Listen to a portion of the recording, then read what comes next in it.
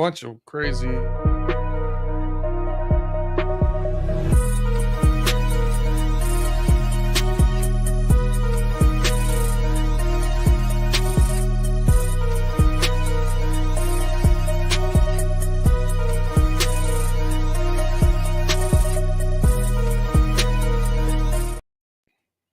What's up, ladies and gentlemen, boys and girls?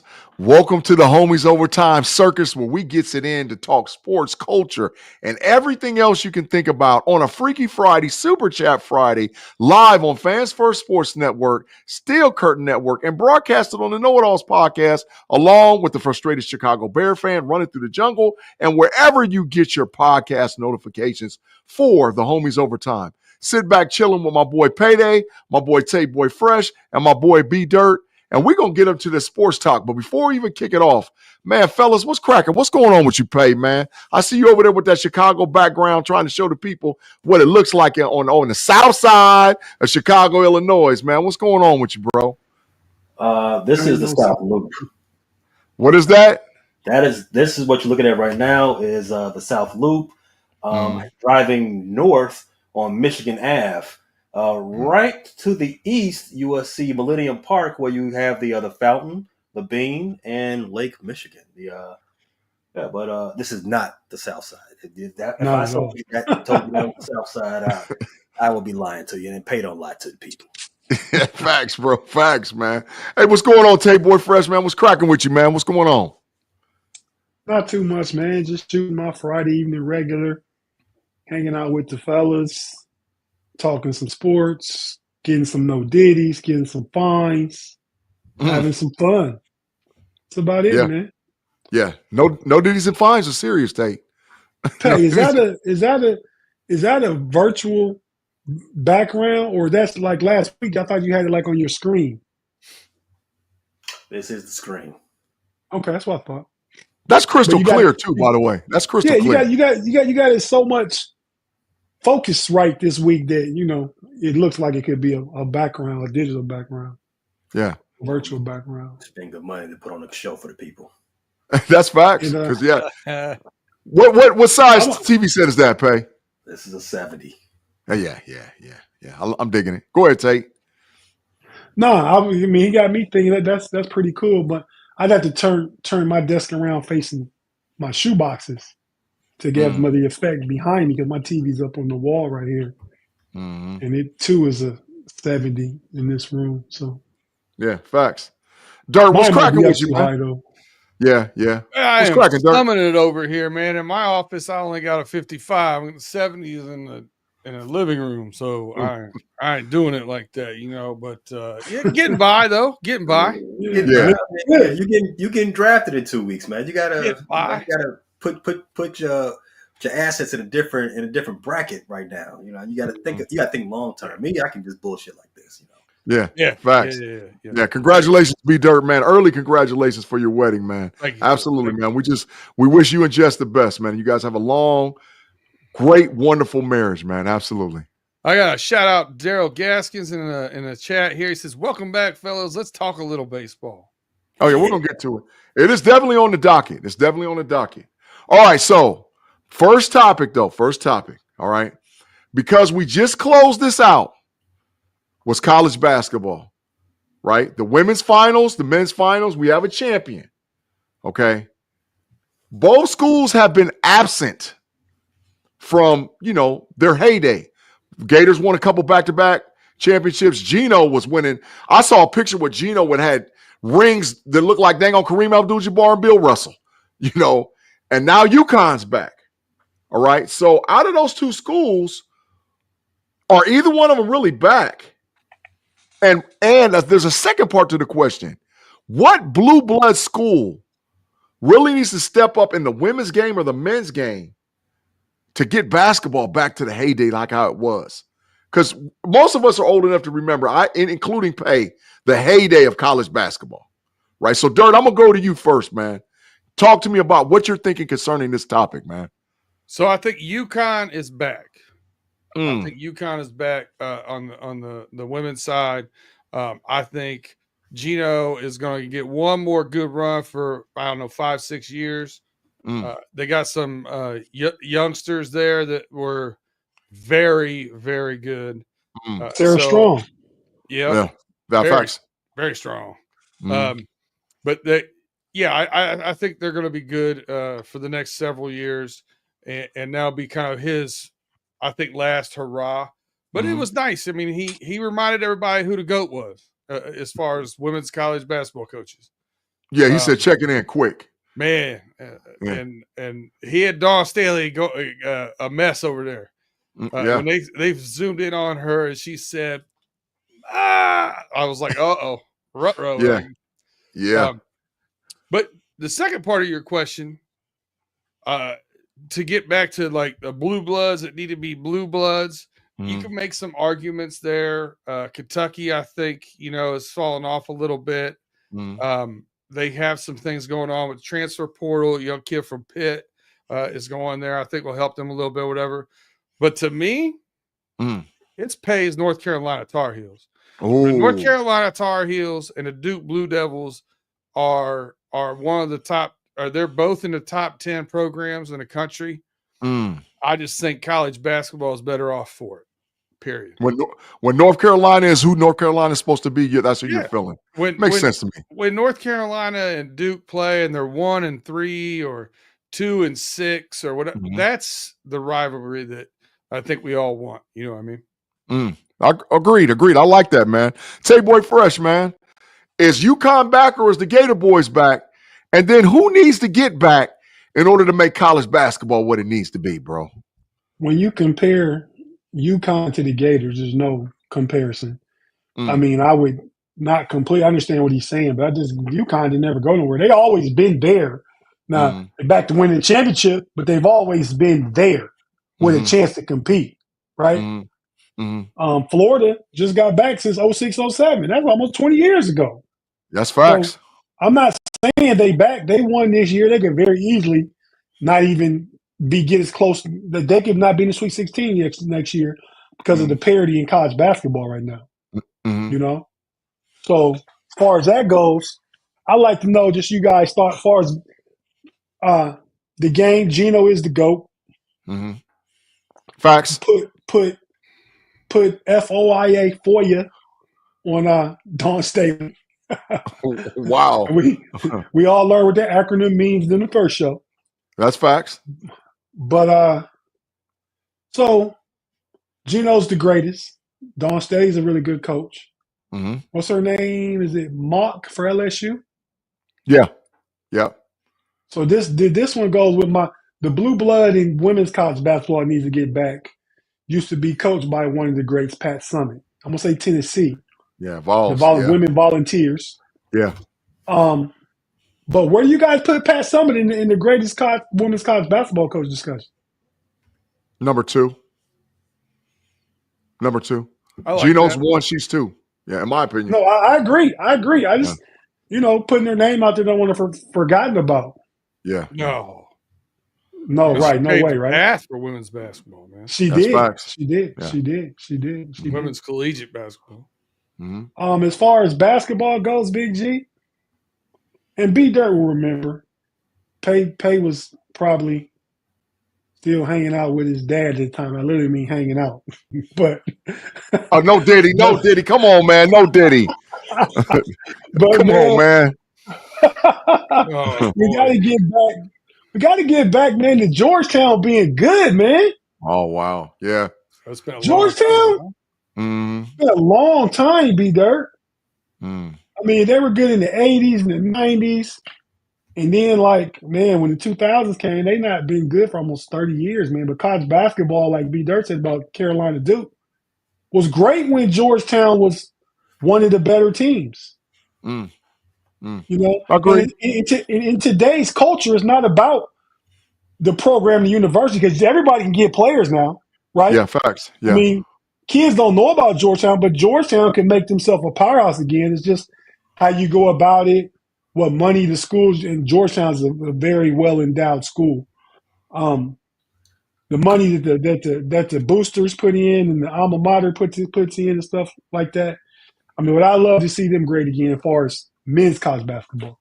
Yeah, we saw a resurgence with St. John's. So it actually can happen. St. John's was ranked in what, the top 10 or 15 all year? That whole Big East would be fun to be resurged. That Oh my whole God. Big East, Oh my yes. God. Yeah, yeah, absolutely, man. Villanova, Syracuse, Seton Hall, Pitt, St. John's, Georgetown. Yeah, that'd be man, it would be great. So Go ahead, do we agree that the Super Conference has benefited football but not basketball so much? Absolutely. Absolutely. I think Super Conferences killed college basketball in a way that if you don't have a lot of older players or seniors and all like that are you're top heavy with transfer portals, we saw that with the SEC, but a lot of these other conferences suffer because of the Super Conference. You play these other teams twice a year. Those smaller conferences really help college basketball. I think the SEC just did it better over the past couple of years as far as manipulating the transfer portal and the NIL or whatever. But, there's been talk now where all this money is in this profit sharing, and the Big East doesn't have – a lot of those teams don't have football teams. Facts. So are these Big East basketball teams that don't have football teams now going to be able to spend more money on their basketball program? And will that elevate them, the Seton Halls, the St. John's of the world?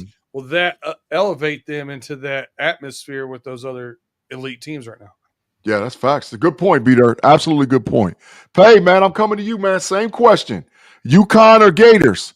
Who's back, or who do you think has established themselves and now being able to go maybe on a run to get a chip or two? And then what squad needs to come back in order to give the glory days back to college basketball, man? The easy answer to that first question about the Gators or UConn is easily the Gators. The Gators hadn't won a national title since going back to back in, was it 06 and 07? So they're back. UConn women never left. They have went a stretch without winning Natty 10 years to be as a fact. So that's the gulf. Their gulf is a lot shorter than Florida, but Florida wasn't going to Final Fours and Elite Eights every season like UConn women were. So yeah, facts. Yeah, yes, the pool for UConn women, for the women basketball, is a lot deeper now than it has ever been. Thanks to Gino for that. Well, not just thanks to Gino, but thanks to all the hardworking people that put women's basketball on his shoulders and carried them up to that point. But Florida, I don't want to poo-poo Florida's season. Florida had one of the greatest men's basketball seasons ever, especially for a champ. They beat a lot of AP top 10 teams. They beat four top 10 teams in this tournament alone. Yeah, facts. Top 15 teams in this tournament. So it's really a great season for them. However, I want to throw water on all this talk about Florida being a blue blood program now, because no, for one, that's not what blue blood means. Just winning 3 natties, that's not enough. I mean, UCLA's, the UNC's, the Kansas's. You gotta start getting rings on the other hand first before you start talking to me. Okay, just relax. The other thing about what was the second part of that question?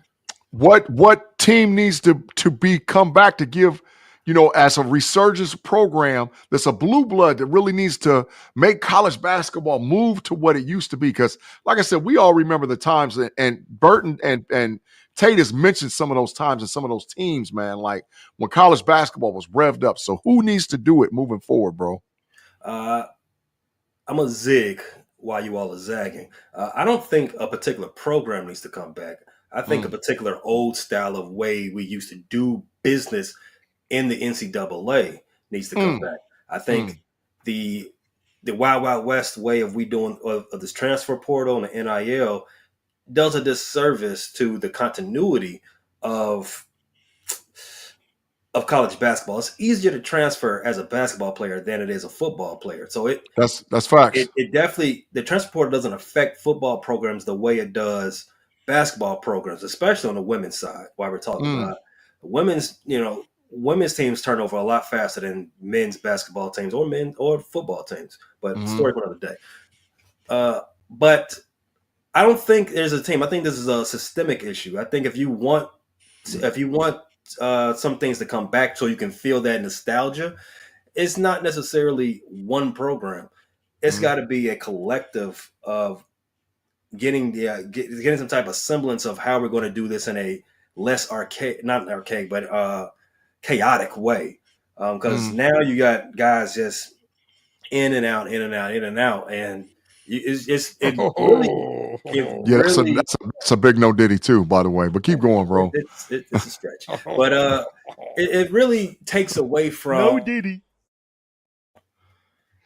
It really takes away from some of the magic that you see in the tournament. As you saw this year, no Cinderellas, because all the you got guys moving around, and bigger programs were able to feast on that, and therefore all the smaller programs, the guys with the Blakes and the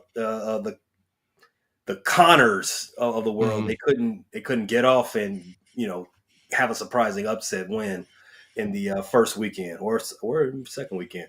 So if you want to not ramble, if you want to get back, you got to go ahead and start making some rules to get that together, or matter of fact, let's just disband the NCAA altogether. Let's super conference it up. Big Ten over here, SEC over here. Wow. Let's split it up and just do it that way. Instead of having a 64 team tournament or 68 or whatever, let's have a 34. Dirt, that got you excited a little bit, Dirt. I see you taking your hand talking about I'm in, you're in. Get rid of the NC2A. I hear it. And you know what? I think we're moving to that because it's money. As long as it's wide open and like you said, there's no regulations with NIL and how they've deregularized or taken the power away from the NC2A.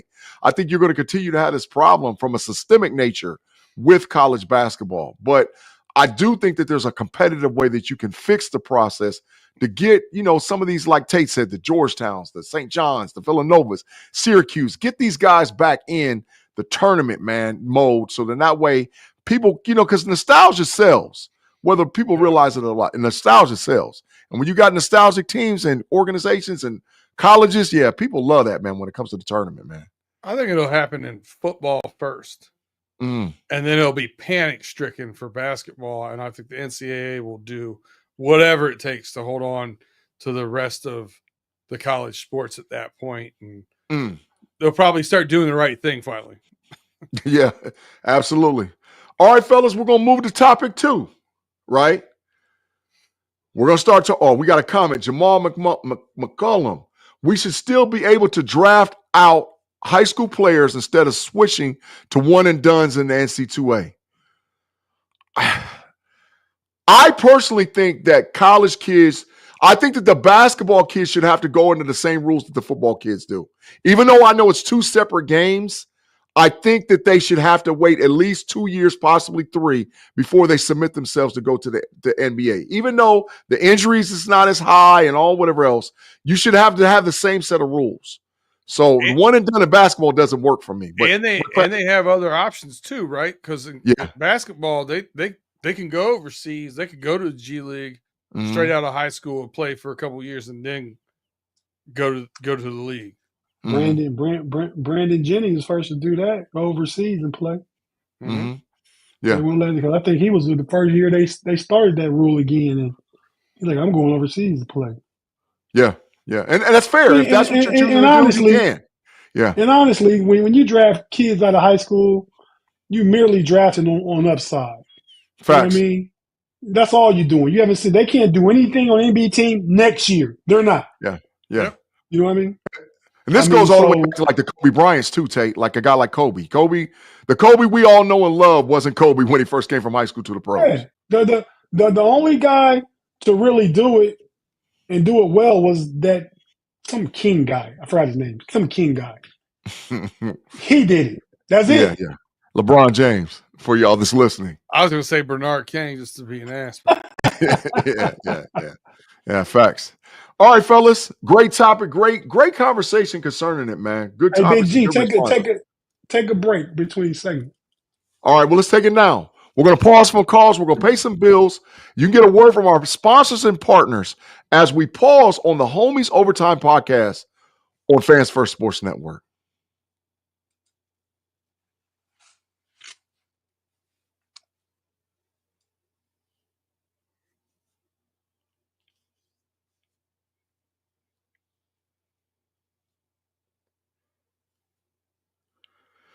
And we're back with Homies Overtime. G, Pay, B Dirt, Tay-Boy Fresh in the building, talking sports, talking a lot of good conversation. We just had a great one concerning college basketball and the resurgence of it and or what needs to happen. But now we're going to switch to the NFL. And this is a hard question, man. And this, I think this is why I chose this as a question, because I really want to get you guys' insight and opinion on this. All right. How do the percentages really work? Okay. What was the last team to win a Super Bowl that had the highest paid player at his position? Number one. And then as we move forward, your question was highest paid player in the NFL. Right, correct. But when was the last time the highest paid player won a Super Bowl? Right. So that's the first part of it, right? And then with that, now that we're free agent season is ending, draft season is up on us about 2 weeks, right? You got to look at the bang for the buck, right? And I want to discuss salary cap strains and willingness of many teams to tank and start over with the draft. And what are the pros and the cons of it? Because some teams just never win, but other teams hold on and they never tank and never break it up. And then they overpay for players that are too old and all whatever else. So I just want to, pros and cons of it, get examples of it, what you guys think. And which way would you go if you were an owner or a GM? Pay, I'm going to start with you, bro. Which way would you go concerning this process? Because it's a lot of, teams are upset about it. The first question, just answer that first. The highest paid player that won the last one Super Bowl. I'm asking you guys to see if y'all know. Oh, it's Tom Brady. I can tell you. That's why I did my homework. So I wanted to the answer out there. 2020 with the Bucs, he's paid $28 million a year. He's the highest paid in the NFL 5 years ago. That is facts. That is absolute facts, right? And it was Brady on the back end after the Patriot years was over, because Brady didn't take that type of salary while he was in New England. And let's clarify that. He didn't. But he got paid in Tampa, but he got him a chip. So, Tate, you're absolutely right. So, Pay, asking all that, you're like, which way would you go? Building, overpaying guys, feel like you got the talent, try to go all in. Would you break the team up? Would you go with the draft? Which way would you go if you were owner or GM, man? I would never overpay anybody for anything. I mean, that's an easy thing to say. When you're running business, you're dealing with tight margins. So you want to have as much flexibility in your profits and your operating budget to put out the best product you possibly can, so you can continue doing this year in and year out. Especially in a business like professional sports, where you have a cap, in some of these sports, the NFL having a hard cap, you got to be a lot more unique, a lot more intelligent about how you go about spending your money. So overpaying would never be something I would ever do. The other thing you said about, I guess, always jumping into the free agent pool to just grab those high earning guys and build your team that way. No, again, bad way to run business. It might sound like a cheap way to do this, but you can put out a good product by having low paid players. Yeah, you see this with big box retailers all over the nation. They don't pay them employees that much. Amazon is a very highly valued company. They don't pay them people that much. Just churn them out, churn them in, churn them out. That way, I'm gonna build my team through the draft. I'm gonna keep getting lower paid running backs. Go get the next one. As soon as he wants more money, go get the next one. Quarterback and try to win while he's still getting paid. While he's still getting paid pennies. First 5 years, try to build it up that way. I'm gonna keep getting that. As soon as guys get good and want more money, I'm gonna do the same thing the Miami Marlins did. Trade them off. Well, I ain't mad at that, but we don't see that happening a lot in the NFL, because the salary cap keeps going up and guys get paid and extended, and then they put these franchises in conundrums, and there's multiple franchises that's in this scenario in the NFL. So Tate, what would you do? I just want to see, what would you do concerning, draft, free agency? How do you balance it? Because we know that most teams don't want to tank. There are some that are out there because they've never been traditionally good. But most teams don't want to go through a 4-13 and a 5-12. What would you do? I think most of what Pay said is spot on. What I would do if I'm, like he said, I mean, organizations and teams within under the umbrella of a league that's behind the shield, they are businesses, and you have to run them as such. You don't want to lose money. I mean, so every time a team jumps out there, and I mean, you can't get caught up in paying for past performance. That's where you go wrong initially. Yeah. You know, you got a player which is why all the talk right now about the Steelers TJ Watt trade. And I think they get a deal done, but I mean, it's gonna be a 2-year extension. You know what I mean? They're not going deep down that rabbit hole to do what the Browns did. You know what I mean? They match Myles Garrett money maybe, but anything past 2 years is too much. You got to be able to pay your players, pay your star players, your athletes, but pay them short term unless they're coming into their prime, unless they prove themselves like Jaden Daniels did already. And if he continues to go, then you pay him a little early. You pay him a year early as soon as you can, so that market don't keep going up on you. So one, you have to think fiscally responsible in that sense. Yeah, facts. Two, the draft is important because you're always reevaluating and reloading with young players. Like Pay said, young players are cheap labor. I mean, you know, you don't want cheap labor, but if you can draft a guy in the 3rd round that can fill in and play just as well, if not better than a guy that you're paying $15 million a year, well, you have to make that move. Damn loyalty to the player. I mean, organizations aren't loyal, players aren't loyal. Players chasing the bag, owners trying to save the bag. So, I mean, you know, and the whole tanking thing, that works for some teams, but don't always work. It's teams that's perennially bad all the time. Facts. Yeah, facts. Teams are always picking the top 10 all the time.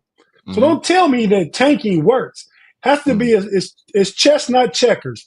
Has to be a strategic method, the way you go about it. And every franchise is different, right? Facts. I mean, you find your guy, you pay your guy. The Bengals got Burrow. The Chiefs got Mahomes. The Bills got Allen. Now you got that guy who's worth that in the current marketplace right now. Now you're paying him. Now I have to see how the pieces fit around that. That, you know, that's like the sun to the whole what's it called? The not the universe. What am I thinking of?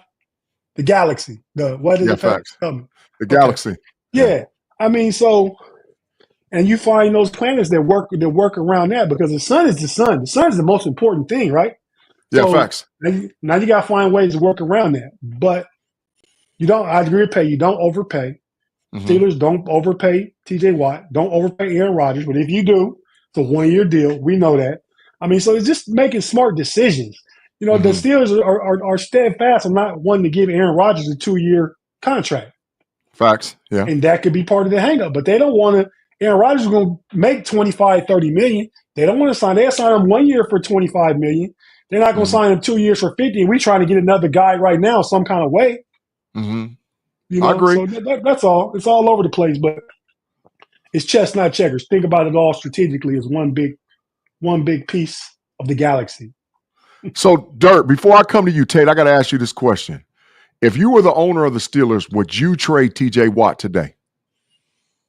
I probably would, man, just because his value is not going to get higher. It's only going to get lower. I mean, you know, the Steelers, they didn't trade the guy, but they kind of forced Hines Ward and Troy Polamalu into retirement.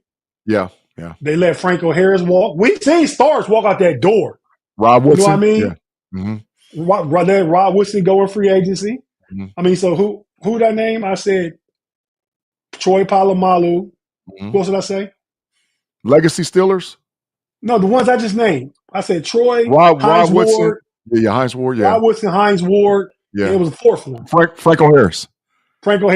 See, now, they being ownership, want to hold on to TJ Watt, held on to Terry Bradshaw. I'm just wondering. I'm just saying. I don't know. But some guys they let go. Some guys they keep around.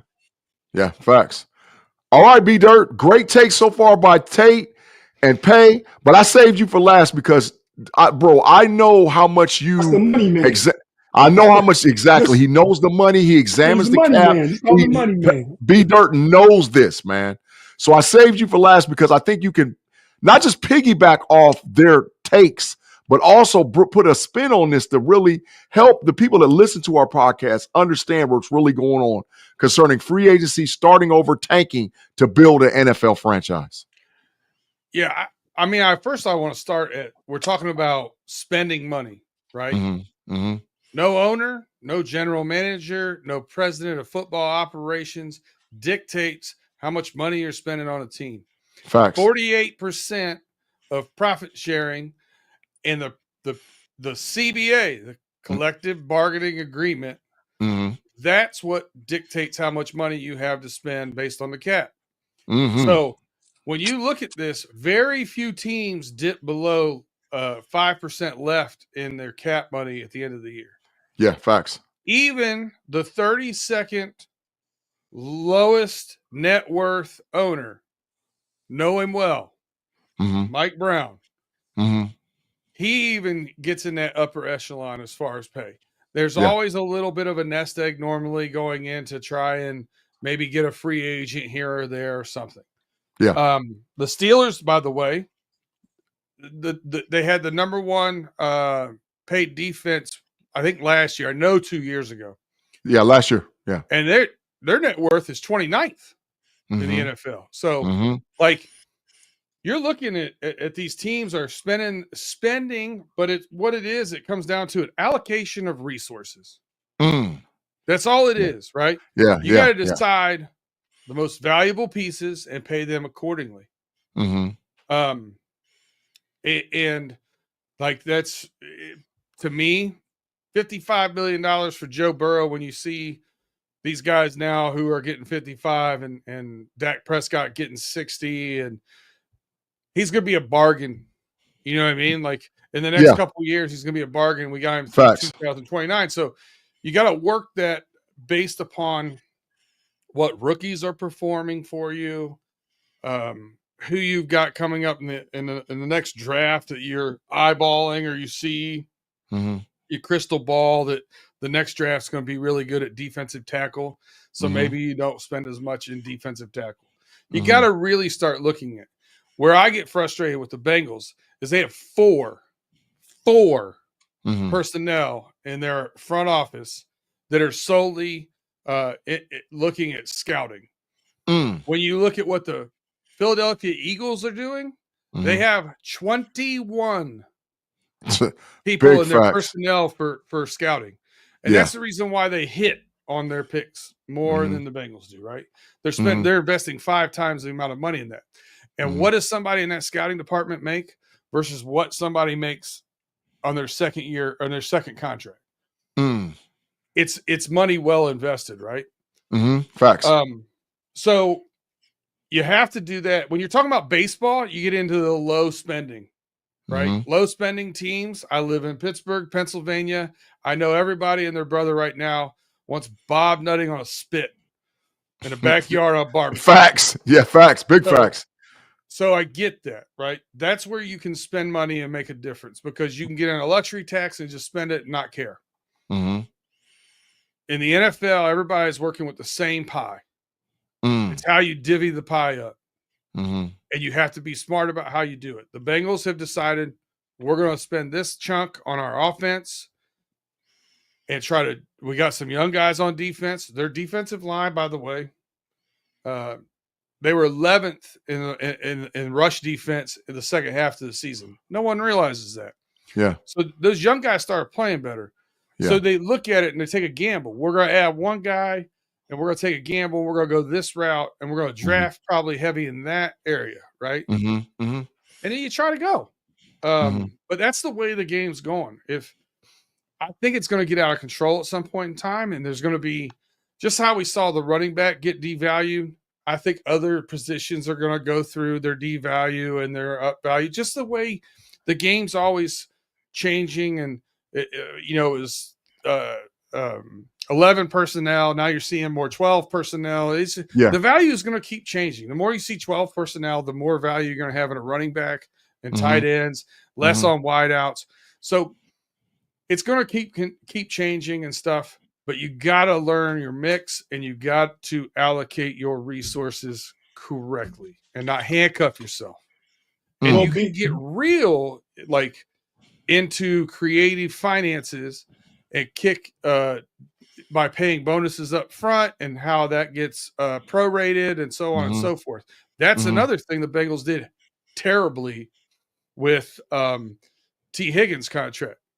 I mean, they could have freed up a $7-8 million this year. That would have just cost a 1.25 over the course of the 4-year contract by paying it up front.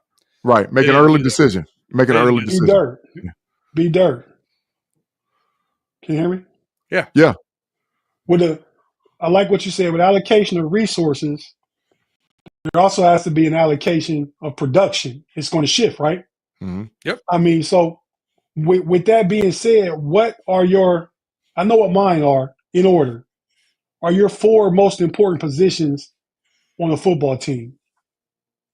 Okay. Quarterback.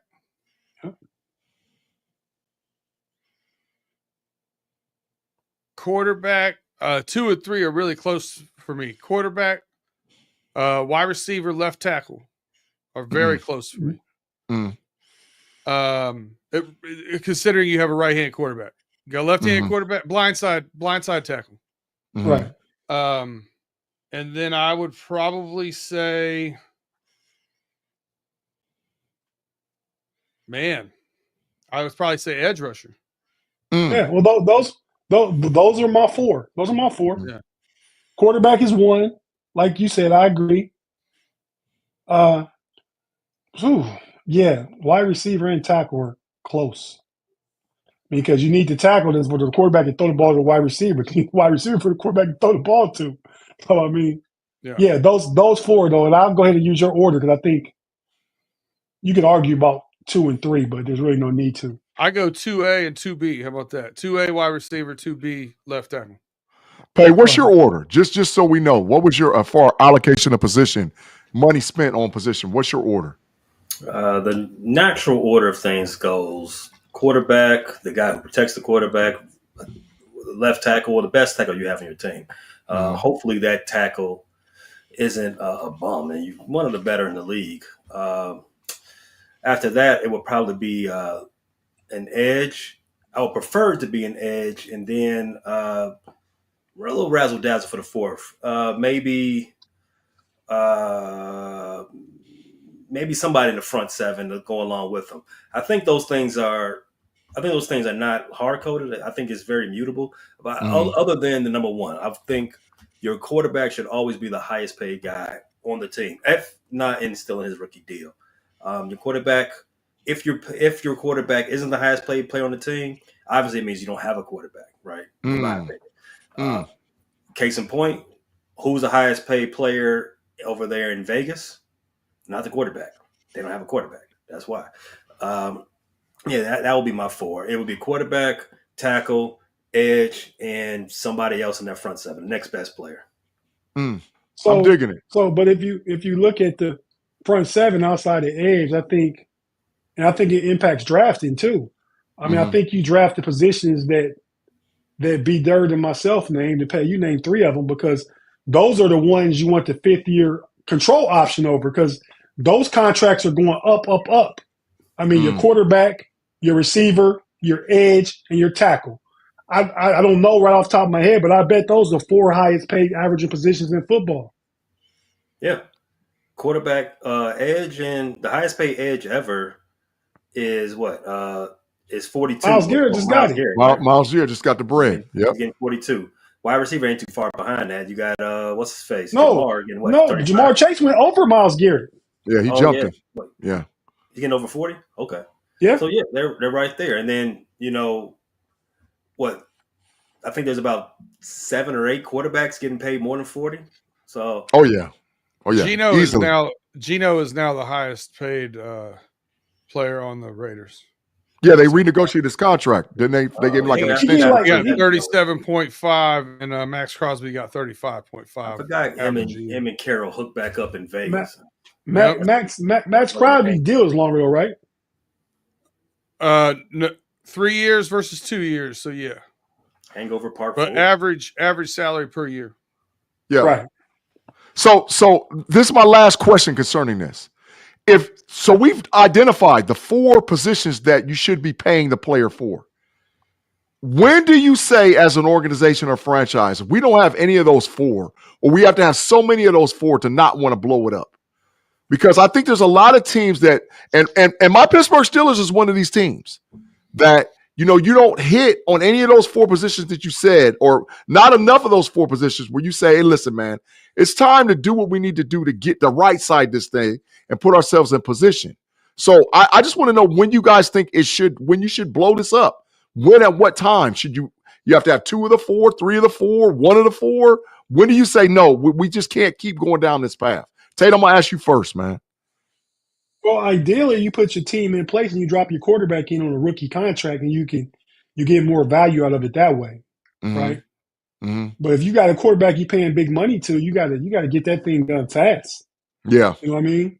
So I think the Steelers, as you mentioned, them are in the stage where they're still building the team. That's one thing the Steelers haven't done since Big Ben left that I like. They haven't went and gambled and spent big money on a quarterback.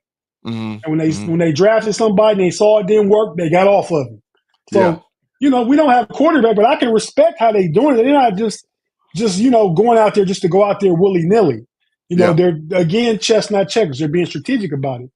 But I think, as far as your question, Big G, like I think I said it, you gotta build the team up first, then try and find your guy at quarterback and drop that player in.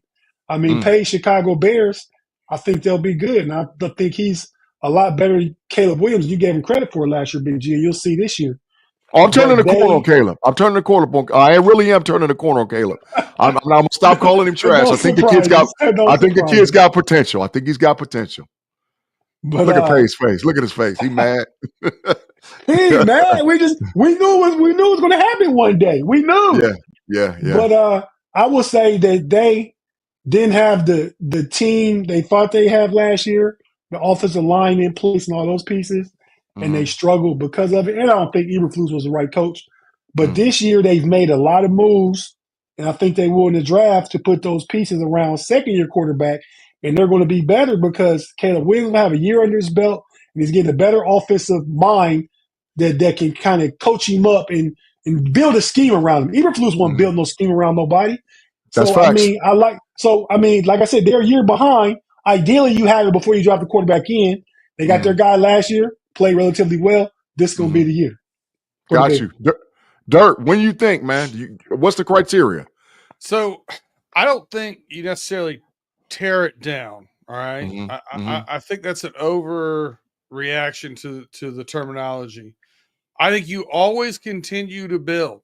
Where I think fans start thinking the tear down and the rebuild thing and whatever it might be, is I think you always build, but you don't let great players walk without getting a returning asset. Yeah, facts. So if you got a Trey Hendrickson going into his last year, you've got a TJ Watt going into his last year, and that contract needs to be another 3-year extension or give or take. Either you get that deal done or you get assets in return and trade that player. Yeah.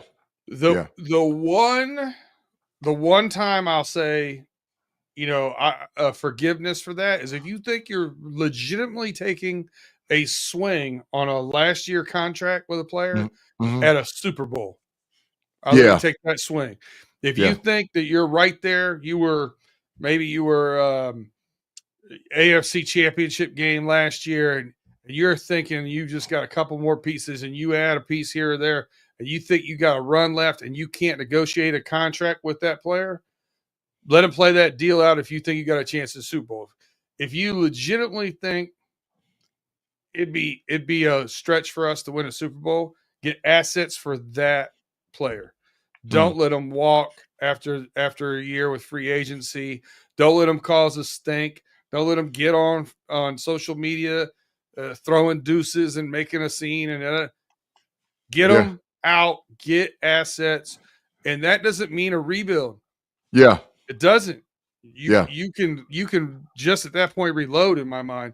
You're not blowing the whole team up You got one aging great player that now you're going to get returned assets for. Absolutely. And for you guys that don't know about throwing deuces, B Dirt is specifically talking about TJ Watt and him throwing deuces on his social media account, saying, and I'm to the point where I think we should trade him. But Dirt, go ahead, bro. I'm sorry. And listen, and I'm not, by the way, Steelers fans out there, I'm not throwing shade. We're in the same situation. I think the same thing about Trey Hendrickson. I love the guy to death. He's not as good a player as TJ Watt. He does one thing really well from one spot on a football field. Facts. You look at Max Crosby getting $35.5 million for his 3-year contract. You've got a situation where Trey Hendrickson wants at least 3 or 4 years and wants more than that $35.5 million. And Max Crosby averages about 85 tackles a year. That's big facts, man. That's big facts. And Trey Hendrickson averages about 42. About half. Because he does one thing really well. Yeah. Pay, you close this topic out, man. So what's your thoughts concerning, like, when do you do it, bro? When do you blow it up?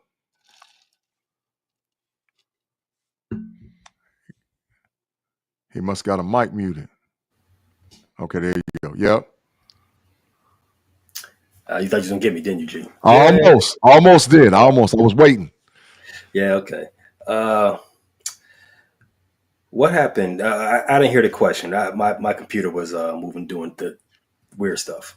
So we identified the criteria for the 4 positions that you should have in order for you to feel like you're a contender to win something: division, playoff games, possible Super Bowl. If you don't have 2 of those positions missing or 3, when do you make the decision to, like, just, hey, it's over, let's blow it up and let's start over, man? I think that decision is made for you, to be honest with you. Wow. I think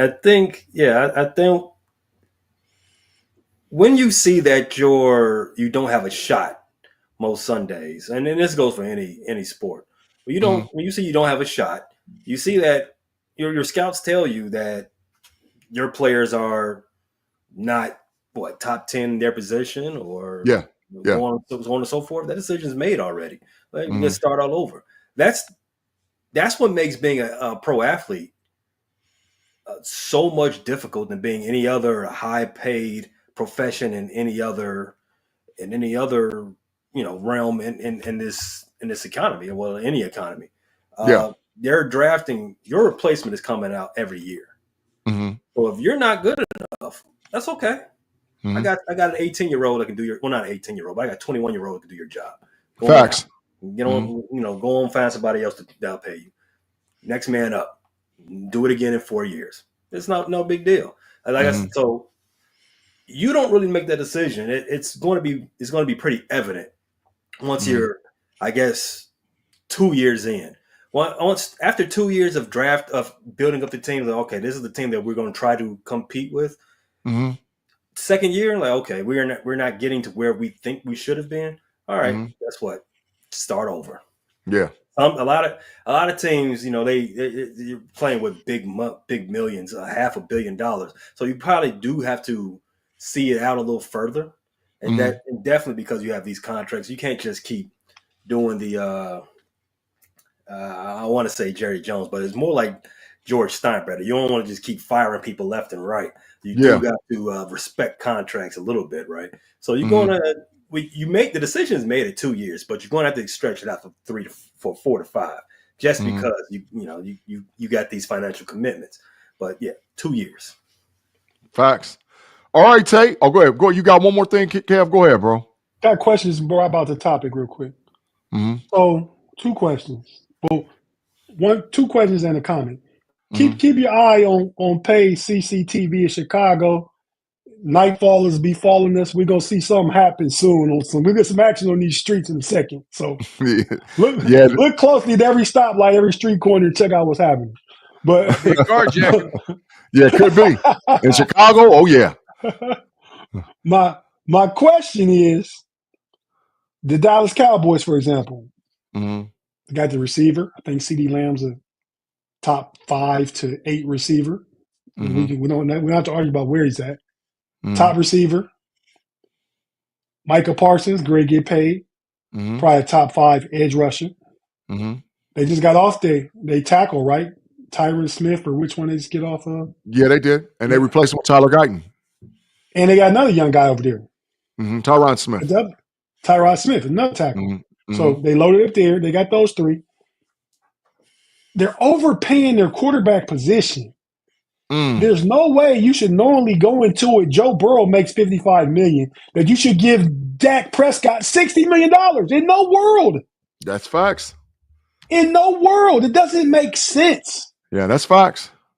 That's where you talked about the next guy up should not automatically get the bigger contract. It should be based upon what your projected productivity is for that contract. Agreed. And my last question, you guys have any idea? We talked about the rebuild and the tank and all that. You guys have any idea what the San Francisco 49ers are doing, and will they be a playoff team next year? I think they're in that purgatory, not purgatory, but the mode sort of like the Steelers. They're dumping players, high contracts and all whatever else, and they're trying to get young fast. And they're trying to remain relevant at the same time, Tate. That's just my thoughts, because they dunked Debo. If Brandon Ayuk wasn't such a story, I think they would look hard at dumping him.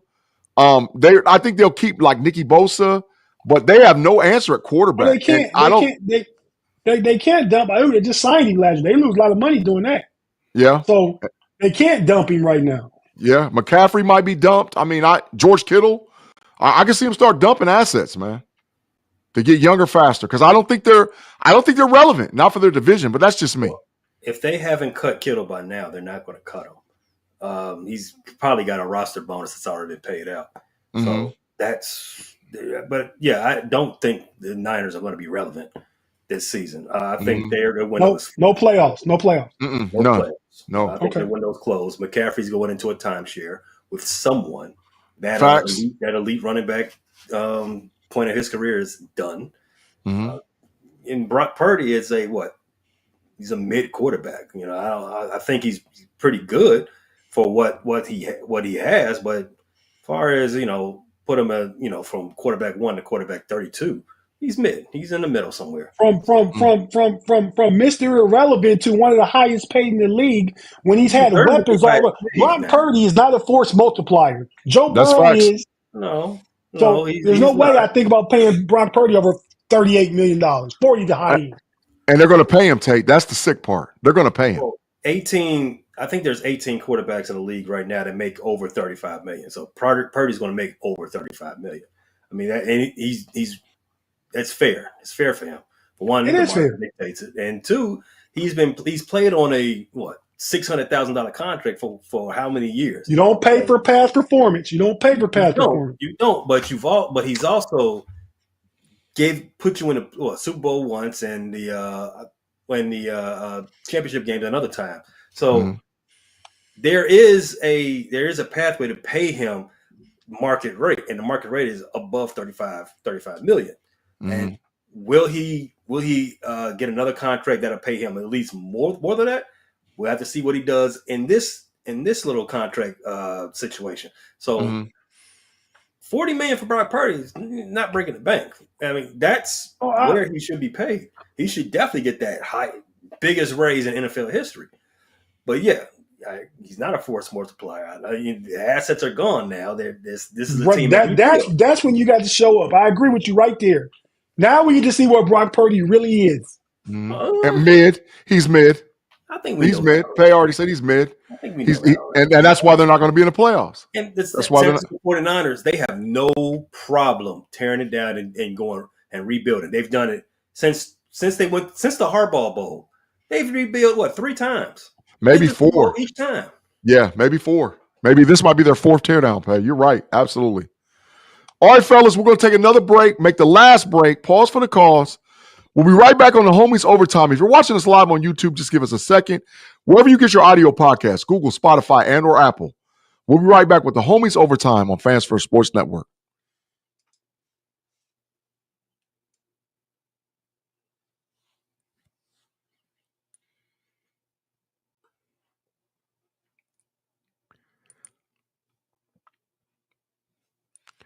Great topic, great segue. Back after a commercial break, Homies Overtime, Big G, Payday, Tay Boy Fresh, and B Dirt in the building.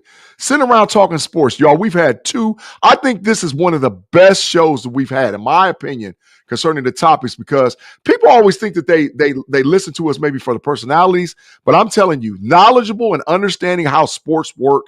This is the place where you come and get your information on the Homies Overtime podcast, because I'm sitting in a podcast room or chat or discussion with four very knowledgeable gentlemen that understand and know how sports really works. All right, so fellas, we're to the baseball, and we're going to speed it up just a little bit. Baseball, we done had the turbo back introduced. All right, what rule changes need to happen in baseball to continue to make things go enhance and get better? Or have we hit a sweet spot with Major League Baseball to say, okay, this is what we've been wanting to see for the last 10 years? Dirt, I'm going to go to you, man. You're a Detroit Tigers fan. Talk to me, man. Which way do you think this thing goes, man? Or we hit the spot that we need to be for people to get back in the stands and everything for Major League Baseball? Well, I really think speeding up the game has done a lot for it. I don't know how much faster you can get as far as the speed of the game. I think the next obvious progression to me is to have, and they're talking about some of this happening now, is that enhanced replayability. Just get the call right, and not only get the call right, but it's going to be much faster. They're going to start using technology that, I know they've talked about doing it in some of the NFL games and stuff. They're going to start using the technology basically that's based around what they use in tennis, with different angles and all that kind of stuff, and have digital readings. So if there's a fair foul call, rather than everybody go to the dugout, get on the phone, it's literally going to be a call in, foul, fair, go. Yeah. So I think that's the next step, as far as get the call right, but get it done faster. That's the biggest step I think they can take forward. Just speed of the game, excitement of the game, and keep the game pushing, man. Facts. Tay, we got a super chat from Claude Bishop, man. Claude says, Pay, B Dirt, would you two agree that Rodgers is making the Steelers look like fools? That's a question to you two. So it's a fork in the road. I would put Claude in the Matrix, but I'm not going to do it. It's his money. Claude, we thank you for the 5. B Dirt and Pay, can you answer that question, please? Go ahead, Pay. No, I don't agree that Aaron Rodgers is making the Steelers look like fools. I mean, if you wait too long to ask for a date to the prom, you're going to get left with what you get, right? That's facts. That's facts. You're going to take. It's a great analogy. All right. You might have to go with somebody else who ain't got a date, and they may not be your cup of tea. We already know how Tomlin likes to have his team all in. He prefers his team to be one band, one sound. He wants what did he say? He wants players, not hostages. That's facts. That's what he said. Yeah. Volunteers. Volunteers, not hostages. Right. Volunteers, not hostages. Aaron Rodgers. He's going to make you feel like he's going to get on ESPN and cry like he is a hostage. Like, oh wow, they're making me come to practice during the off season. Oh, why I got to do that? Hey, again, you wait too long to ask for a date. This is what you get stuck with. I feel it. B Dirt. And the worst part, to keep that analogy going, Pay, is that that your possible date got eyes for somebody else. The only reason why Rodgers keeping this thing carrying out is because he wants the Minnesota Vikings to say yes. They ain't saying yes. So you just the backup plan. That's it. It sucks being the 3 a.m. call when you really when that person is calling you at 3 a.m., texting you at 3 a.m. Hey, you up? You know that they was really looking for somebody else at 1. And it was blowing somebody else phone up at 10, 11, 12, 1. And they just settled like, all right, let's see what this person doing. And Aaron Rodgers is treating the Steelers like that. You know what, Clyde? Maybe he is making them look silly. Maybe he is. Don't look desperate. The worst thing you can do out here is look desperate in these streets. Ooh, hold on. M. Sparks, hold on. You got put his comment up. That Tate got it. But the Bungles are burnt toast. Man, woo, come correct with that. This is, man, you got me. That's a good one, buddy. M Sparks, man, catching strays from B Dirt on the homies overtime, man. Way to get it. All right, man. So we're gonna go back to the baseball topic, man. Dirt answer, Tate, you answer. What do you think? Is this where we're at? We're at a sweet spot concerning baseball, or do they need to do something to enhance it to continue to get people back in the park, back in the stands, and get the excitement going for Major League Baseball? Well, in every sport, well, MLB, NBA, NFL, we've transitioned to an offensive game. People want to see points scored, therefore touchdown scored, therefore 3-pointers, therefore runs scored. You know, pitching is a necessary evil, but you don't care about it to the playoffs. So, you know, because you need it in the playoffs. You need to keep runs off the board. That's facts. Yeah, in the regular season, you would win a game 11-8 and you'd be good about it. But you give up 11 runs in the playoffs, nah, we can't go for that. So it's a median. I mean, you know, I think that baseball, you know, they're doing it different now. They're giving the guys the bat. They're not, you know, they're still hurting the pitchers. They hurt the pitchers when they had the juice ball era. Facts. You know what I mean? Fans want to see more home runs. Let's juice the ball up. Let these guys smash it out. On top of Royden. Yeah. They were okay with that. It wasn't a thing. It's never a thing till the thing comes out and you get caught. Yeah. Then it's a conspiracy. Then it's a big deal. It's a big thing, right? So they had that era. They had, you know, and now they can't change the balls up and admit to all that, Pauls. They can't change the baseball up. Exactly. To all that. No Diddy. So now, you can't give me no Diddy when I catch myself, man. No way. Still, you catch yourself after, not before, not during. That the pause doesn't count. It's already out there. But yeah. So now they're going with the torpedo bat. I don't know what run production is in the MLB through the first 18 games for everybody this year compared to last year. I don't know. I think it's up. I think has scored the most runs so far this season has not used the torpedo bat. Have they pay? Oh, you know you're gonna be talking about those Cubbies. No. I don't think a handful of teams are using the torpedo bat right now. And the Chicago Cubs are not one. No. And the Cubs, as you said it, the Yankees don't even lead the majors in home runs. The Dodgers. That's facts. That is facts. You know who's number 2? No, I don't. Oh, the Chicago Cubs. He's looking at Cubs, it. Number 2. Okay. No Tiny Bears, a little bit. Yeah. Baby Bears. Tate, you mute. Just chiming in real quick because y'all talked about. I didn't get a comment on it, but Claude asked B Dirt and Pay the question. Never missed a prom date. Never. Nobody said no to me. So I don't anticipate Aaron Rodgers saying no to the Steelers. He's saying not yet. just had to get that old school picture up, man. I had hair. Yeah, facts. All right, so Tate, you answered Pay. Do you think that we're going to see? Because I think baseball's been pretty good and moving towards getting that trying to get back in that conversation with the NBA and NFL over the last couple of years.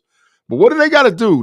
Are we at a sweet spot where things and fans are really enjoying it? They're getting back in the stands. They're coming to the ballparks. The game's not as long, or or do they need to really tweak something and change something to get it together? I don't think baseball has to tweak anything on the field. No.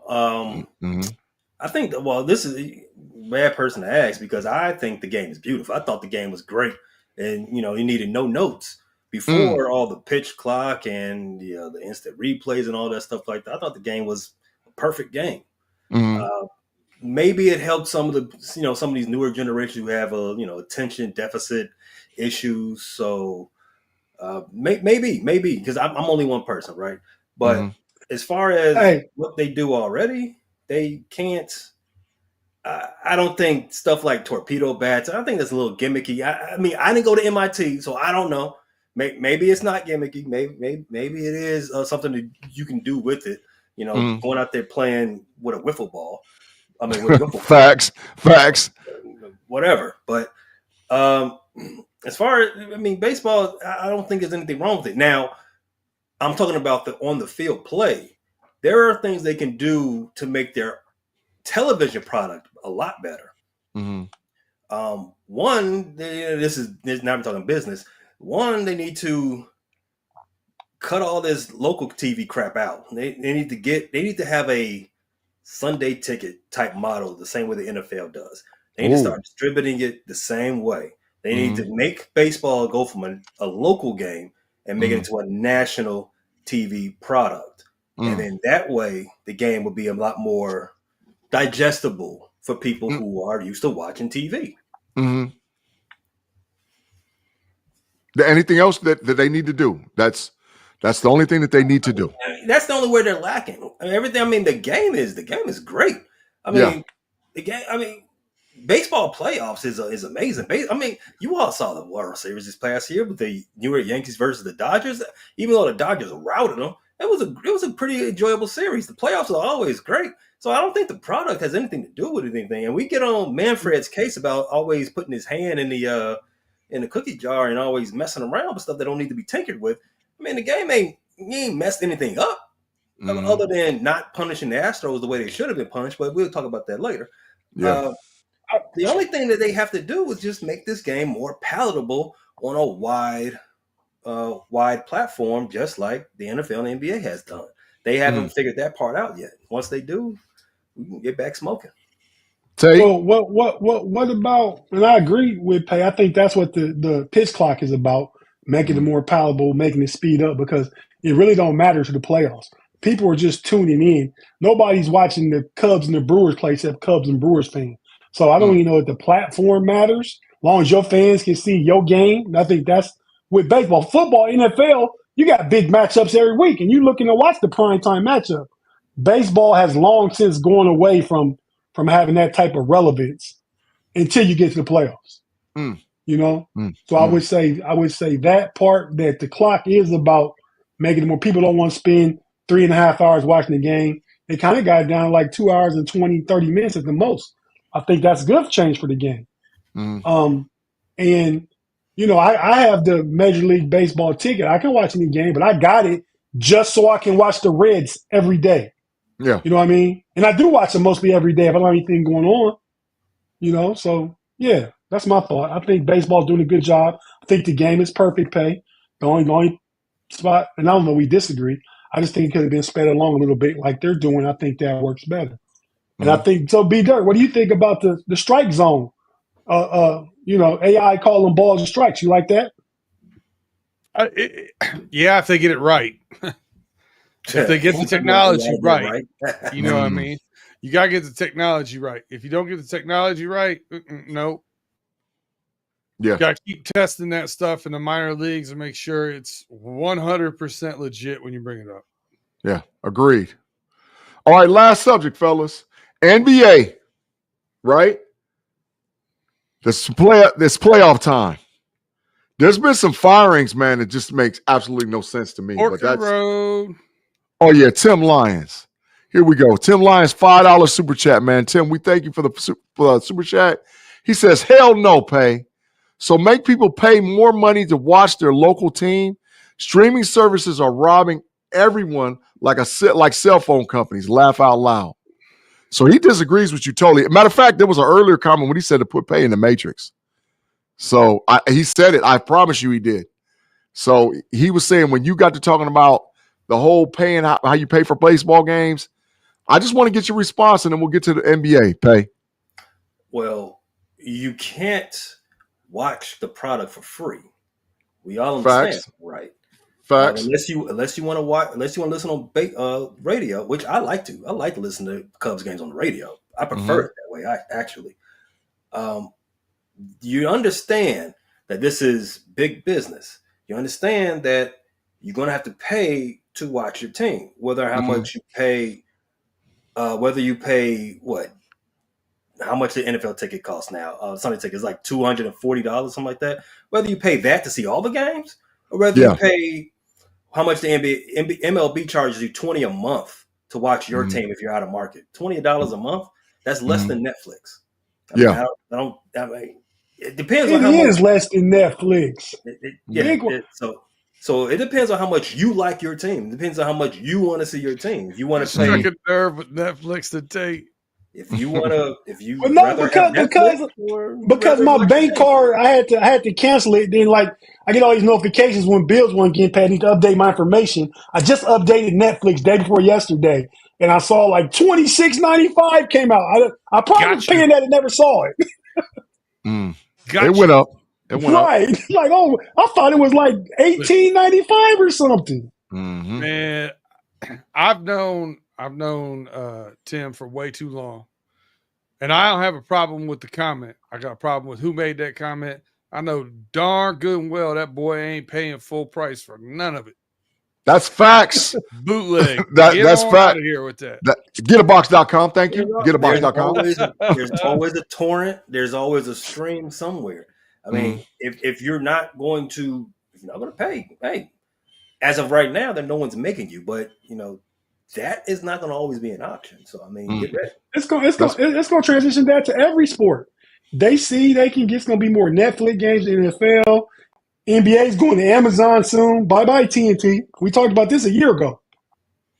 I mean, baseball is going to have different packages. Had their last regular season game. Right, well, TNT the other night, yeah. Oh, look at Tim. That snitch is taking down people with him. Tate knows my source. He said, hell no, an exclamation point, all caps. Hell no, Tate knows my source. Taking straight down somebody. Dry snitching, man. Dry snitching. You enjoying all them Cardinal games too, ain't you, man? And the Bengal games. Every season, every year. Don't feel bad, Tim. I got it too. So don't feel bad. And you know what? I have no problem giving you guys the game. That's what the big homies for. That's big fact. I have T-Mobile, and T-Mobile Tuesdays gave me the MLB ticket for free. So for how long? To lock you in the whole get addicted to it. I've got the whole season, Cubs baseball, anytime I want for free. T-Mobile Tuesday. Shout out to T-Mobile. They should sponsor us. Facts. Let's get a sponsorship. T-Mobile, if you hear it, sponsor the Homies Overtime podcast. It's been a couple of times. I can't. Go ahead, got his own chicken so he can get his own eggs. Ain't paying for that TV. That's facts. That's facts. Keep it pushing, bro. Hey, Pay.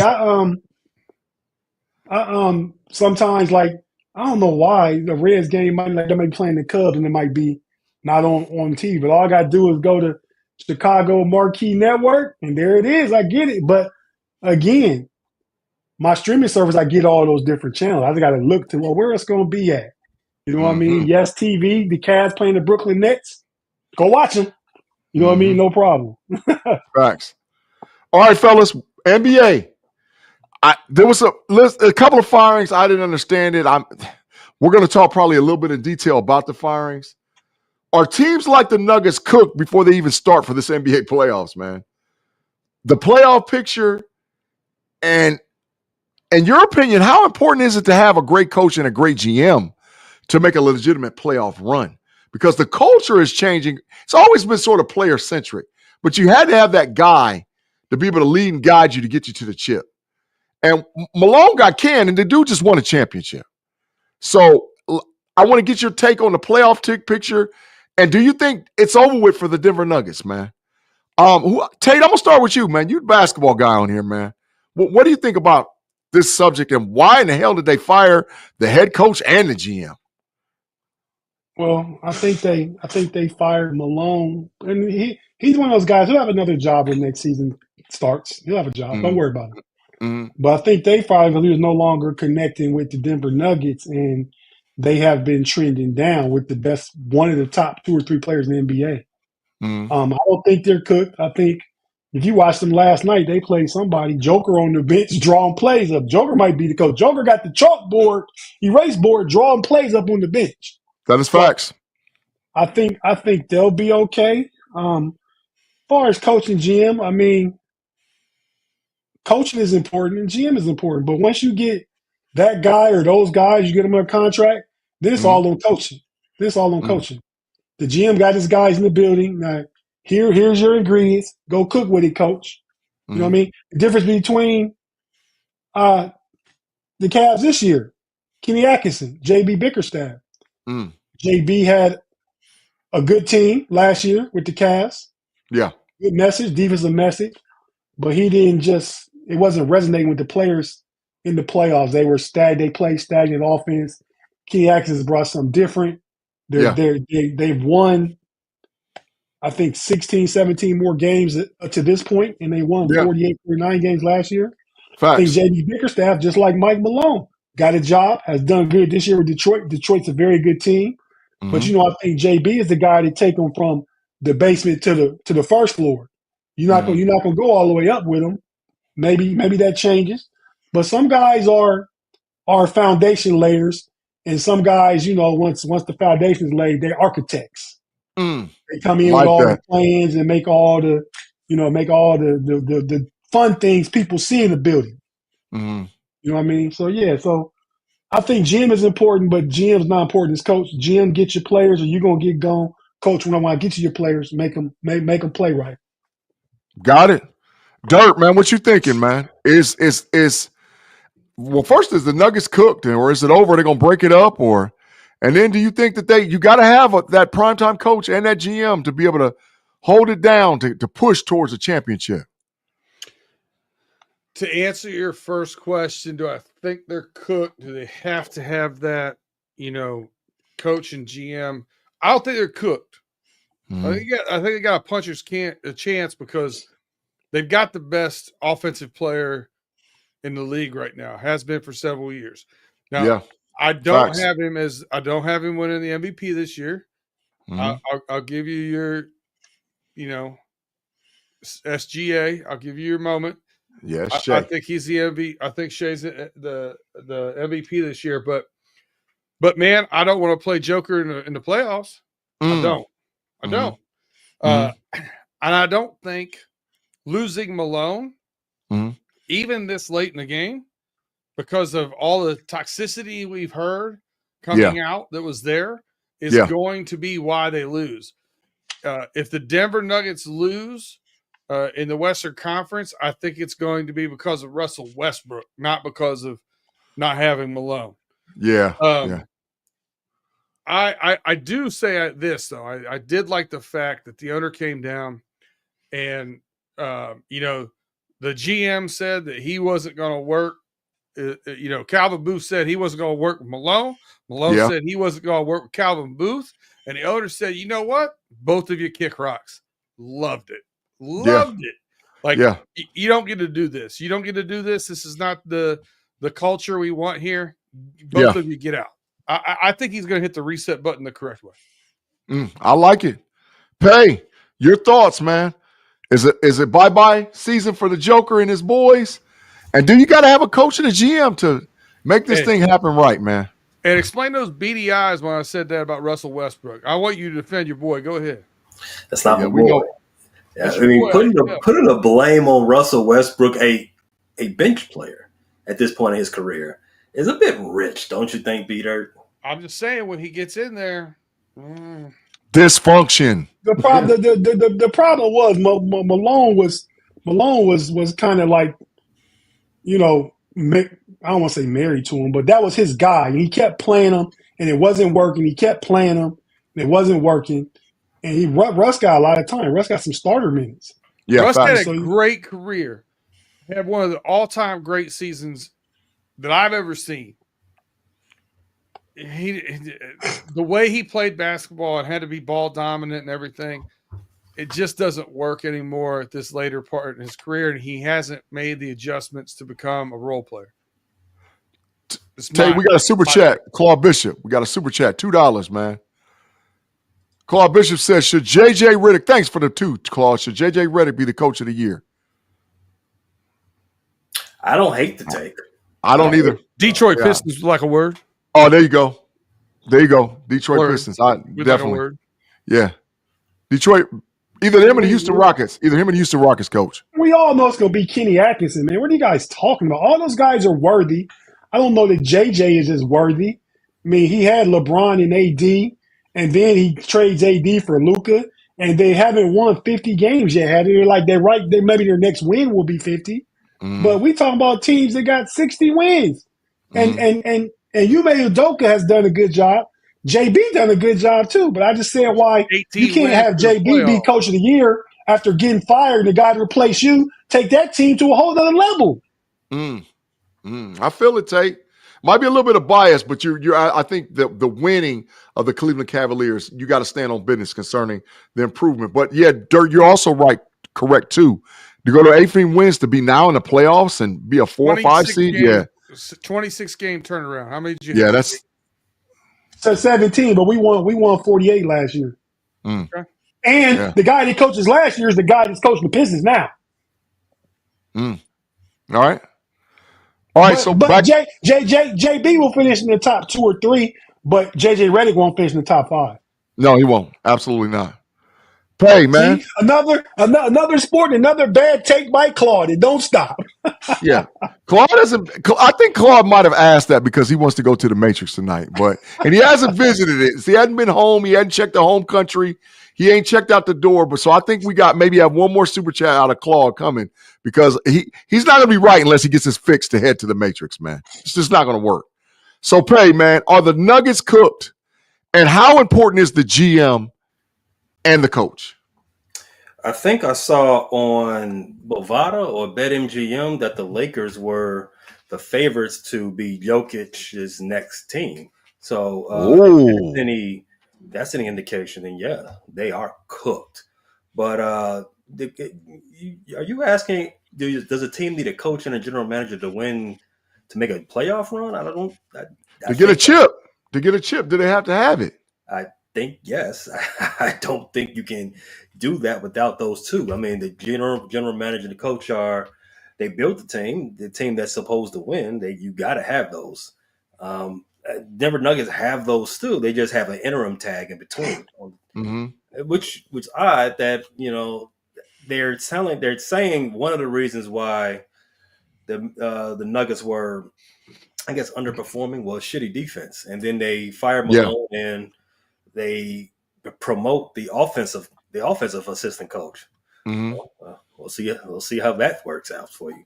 But Russell Westbrook, I mean, blaming Russell Westbrook for losses is a little, especially losses in the playoffs. It's a little much. And asking a former MVP to now be a role player, that's tough. I mean, Bill Walton, and then who else has ever done Bob McAdoo. Who else, Cinder? Derrick Rose. Time out, guys. I didn't realize we are going to be on for an hour and a half. I'm waiting on Big G to wrap it up. I got to take a quick break here. Take it. Take the shot. Do what you do. Cheers. All Cheers. Right. Do what you do. All right. So, Pay, if you're done with your take, we're to the end. We are to the end of the podcast. We're into the end of the Homies Overtime podcast. Man, we had a great show tonight. Great topics, good conversation, good discussion, and good information. I'm going to finish this evening by agreeing with Claude. He said, you guys laughed at Lakers hiring JJ. I will say this, Claude. I think JJ's – I didn't laugh. I think JJ's been better than most people had thought that in the circles that I think he's been better a coach than what I thought he was. As early. He's early, but I never – you can listen to guys on TV and hear their basketball mind. I never doubted his basketball mind at all. I didn't laugh. But I haven't seen riffs amongst the team. I laughed. I will tell you the truth. I laughed. Okay. All right. So final thoughts. Anything you guys need to get off your chest? Say what you got to say before we get out of here. Dirt, I'm going to start with you, bro. Man. So it's been a weird and interesting week. A guy I grew up with is on life support right now as they find organ donors for him. Freak accident, weird things happen in life, man. You never know when it's someone's time. So if you've been thinking about calling somebody or you haven't talked to somebody in a while, you want to reach out to them, do so. Hug your loved ones, tell them how much they mean to you, and be a good human. That's all I got. Big facts, B-Dirt, man. Loving it, man. Pay. So on you, Doc. It has been an interesting week, man. I just a lot of people lost a lot of money. A lot of people made some money. You know, those people are I would call them criminals. But I just want everybody out there. I appreciate you all for tuning in for seems like 15 hours to listen to us. You know, we ramble on about sports. It means a lot to us all that you all actually give us the time of day. So from me speaking for all of my three homies, thank you.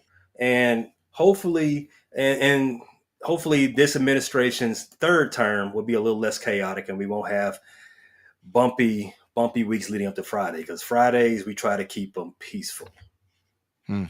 Got you. Yeah, Tay-Boy Friday. Yeah, Freaky Fridays. Peaceful and freaky. And freaky. Yeah. Yeah. Tay-Boy Fresh, man. We're turning the corner at third base, man. What you got, man? No, peacefully freaky. Pay merch. Peacefully freaky, yeah. That was difficult for me to do. Peacefully, I'm not too peaceful. Wow. But nah, man, I just want to say, man, the rich get richer. And I thought Big G was going to bring it up when he talk about it, but there's word out here in the NIL college football streets that Nico, quarterback at Tennessee, is going to be transferred to The Ohio State University. News will break sometime in the next few days, it sounds like. I mean, so might be, putting the cart ahead of the horse, but hopefully it happens. And, yeah, we're ready to go after it again. Yeah, Tay, we got a super chat by Tim Lyons, man. Tim Lyons, man, we thank you for the $2. He said, Pay made my week. Thank you, Pay, for that. He appreciates you, man. Thank you, Tim, for the $2, man. He said you made his week, man. Hey, so listen, my final thoughts as we finish up. Thank you, too, Claude, for saying it's a great show. We appreciate all you guys that stuck with us throughout the whole conversation this evening. Thanks for sticking with us, man. My final thoughts is this, man. On Sunday, 200th episode of the Know It Alls podcast. If you have not already become a member and subscribe to the Know It Alls podcast, in order for you to get access to the dollars that we're going to give away, we're going to give away $4 $25 Venmo, any kind of way we can get the money to you based on some questions that we're going to ask on the show on Sunday, live at 6 p.m. You have to be a member. So even if when you go to your friends and talk to your friends about, hey, they have this show, you got an opportunity to win $25. As long as you subscribe to the show, we have a way to figuring it out and tracking it. You got an opportunity to win one of those $25. So this is maybe you can get your family and friends, because sometimes they don't listen to podcasts. Some of them like sports, but they just don't know anything about it. This is a great opportunity to get them involved with it. Send it, get a subscription, and then give them an opportunity to win $25. We are fastly approaching 1K subs. So every sub counts. And this is our way to do the appreciation and celebrate 200 podcasts in a row for the Know It All podcast. B-Dirt and Pay are definitely members of the Know It All podcast, but it started with me, Tay-Boy Fresh, and my boy Mod. So we appreciate you guys. Spread it, send it, and let's get those subs pumping for the 200th show of the Know It Alls podcast. No Diddy. You got to chill. I said it on purpose. I knew you was going to know. Spread it, send it, keep pumping. What are we doing? Hey, man, I said it on purpose because I knew you was going to do it, man. I knew it. You was going to do it. I promise you I did it. I had to get a no Diddy before we get off. Hey, man. Look. That's somebody jacking somebody. Move your head, Pay. Move your head, Pay. See it down in the corner? The little gang walking down there. Somebody was getting jacked for real? Them bangers. Oh, wow. YN bangers out in them streets. Wow. All 11 o'clock, Pay. Ain't it the curfew in Chicago? Something like that. Hey, we appreciate you guys again. Have a wonderful week. Have a wonderful weekend. Hopefully, we're going to see you guys on the Know It Alls podcast. If not, check out the Homies and Homies Overtime next Friday with our fellas and the crew. As for me, Tay-Boy Fresh, Payday, and my boy B-Dirt, we'll holler at you guys next week. Peace. Mamba out.